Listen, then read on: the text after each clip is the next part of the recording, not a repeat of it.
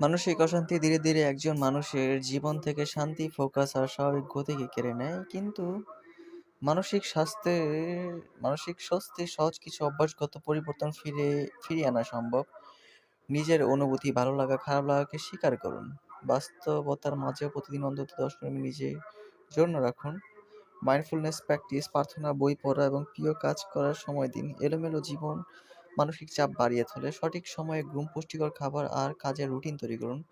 প্রতিদিন নিজেকে মনে করিয়ে দিন, আমার জীবনে অনেক ভালো কিছু রয়েছে। না আসলে ভাই, আমার জীবনে অনেক ভালো কিছু রয়েছে। আজকে একটা পোলার লগে একটা যে সুন্দরী মাইয়া দেইখা ভাই আমার মাথা খারাপ হয়ে গেছে। কিরে ভাই! এত সুন্দর মাইয়া ভাই, মানে নায়িকারও ফেল। ওইটার লগে একটা পোলা দেখলাম। ভাইরে ভাই, আমার তো পরে জিনিসটা আসলে অনেক খারাপ লাগলো। তবে আমি ওই যে কইয়া ভাল লাগলো। প্রতিদিন নিজেকে মনে করিয়ে দিন, আমার জীবনে অনেক ভালো কিছু রয়েছে। ইনশাআল্লাহ, ইনশাআল্লাহ দোয়া করেন সবাই। যাতে ওই মাইয়ার চেয়ে বেশি সুন্দরী পাই আমি।